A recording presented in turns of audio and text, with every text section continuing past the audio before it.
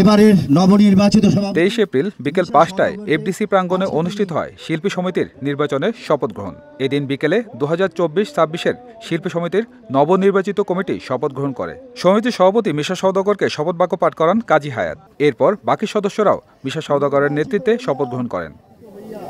সশ্রদ্ধ চিত্তে শপথ করিতেছি যে আমি যে কর্তব্যভার।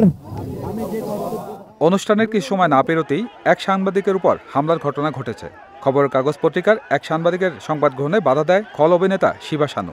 এক পর্যায়ে সেই সাংবাদিককে মারপিট করেন শিবা। সেখানে তাকে রক্ষা করতে ছুটে যায় উপস্থিত অন্যান্য সাংবাদিকরা। এর কিছুক্ষণ পরেই অন্যান্য সাংবাদিকের উপরও হামলা চালিয়েছেন শিল্পীরা।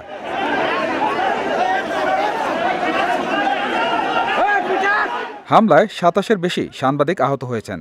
এর মধ্যে 7 জনকে হাসপাতালে ভর্তি করা হয়েছে। একমাত্র ওয়ালটন এসি দিচ্ছে 1 বছরের রিপ্লেসমেন্ট গ্যারান্টি এবং কম্প্রেসারের 10 বছরের গ্যারান্টি। এ হামলার মূল হোতা খল অভিনেতা শিবা শানু। এরপর জয় চৌধুরী ও আলেকজান্ডার বো হামলায় অংশ নেন। হামলার এক পর্যায়ে পুরো এফডিসির ফাইট ডিরেক্টররাও হামলায় অংশ নেন।